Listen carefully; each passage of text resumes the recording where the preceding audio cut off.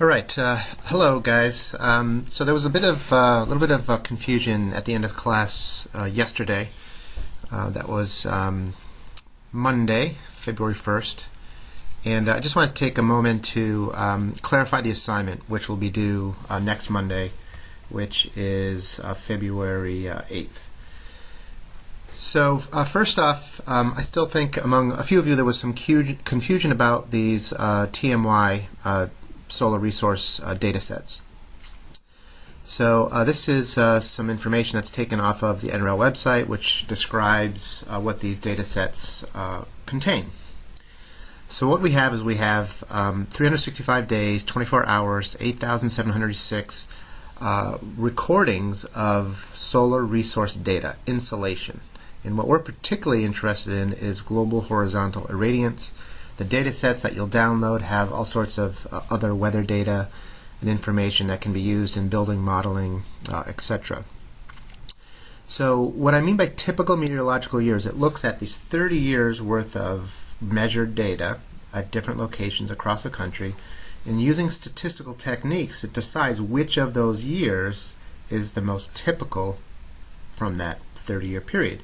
And it will take that month, say January 1995 was the typical weather pattern over that 30-year period. You'll take that insolation data and you'll use that to construct the January part of your TMY file.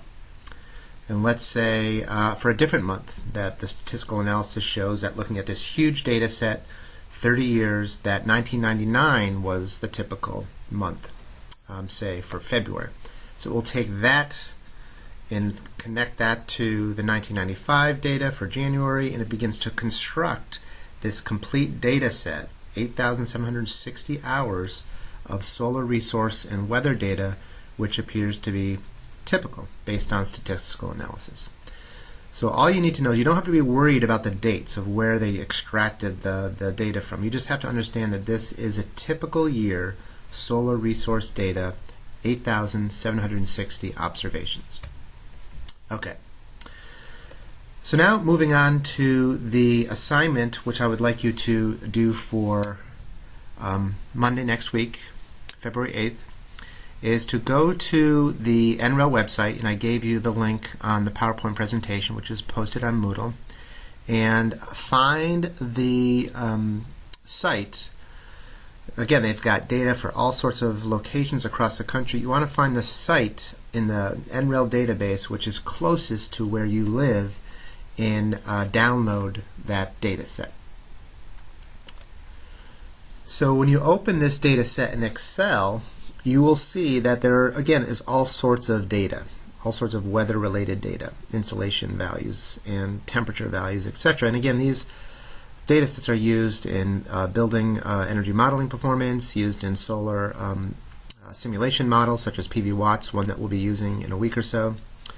But the column that you are most interested in, or the one that you're exclusively interested in, is the global horizontal irradiance.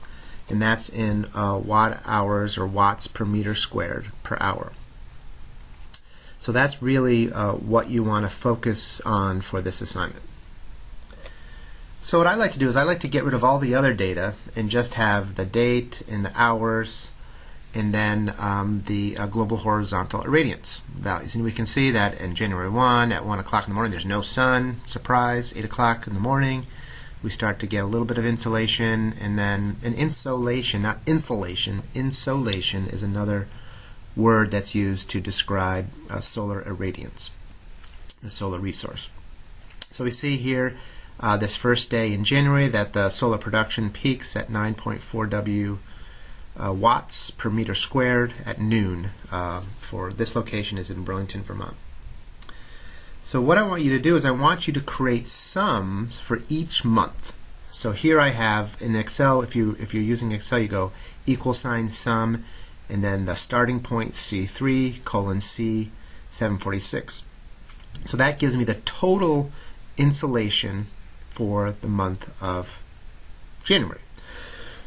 So I want you to repeat this for all the 12 months. So you need to go to insert a row in between January and February, January 31st and February 1st, and then create a sum. then go down and do the same thing for February, March, April, May, etc. So once you have all those values, then I want you to put them into the worksheet that I have now posted on Moodle. And this is by month. And then I want you to do some basic calculations. So you've got the total monthly solar resource. Those are the values that you generated with Excel. And then the next column over, you would take that value and divide by the number of days in the month to get the average daily solar resource. Okay?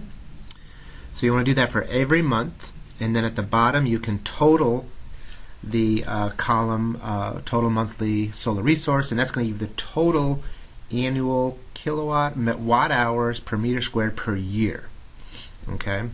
And then on the column to that right is average energy resource. You add up all those 12 average daily solar resource values and divide by 12, and that gives you, for this location, wherever that may be, the average solar resource, again in watt hours per meter squared, and this would be, in this case, per day.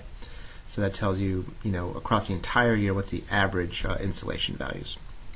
So again, the purpose here is for students to work with this data. This is the solar resource data. This is the flow of the solar resource that is striking a surface, and that flow is very much dependent upon where you are on the planet.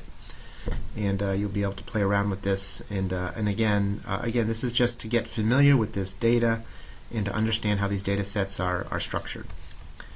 So with that, please let me know if you have any questions, but I think you should be all set now to complete that assignment. Thank you.